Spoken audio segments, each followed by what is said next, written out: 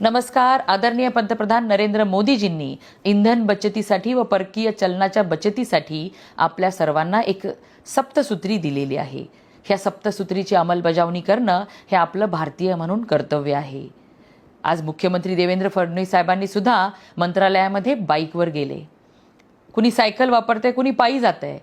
अशा पद्धतीने देशहिताचा विचार करणारा प्रत्येक नागरिक आपलं योगदान म्हणून इंधनाची बचत कशा पद्धतीने करता येते ह्याच्यावरती विचार करत आहे, अंमलबजावणी करत आहे.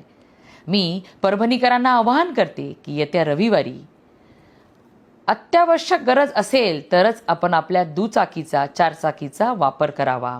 मीही येत्या रविवारी नो व्हेकल डे पाळणार आहे. मी परभणीकरांना आवाहन करते की येत्या रविवारी आपणही नो व्हेकल डे पाळूयात आणि देशसेवेसाठी आपलं योगदान देऊयात.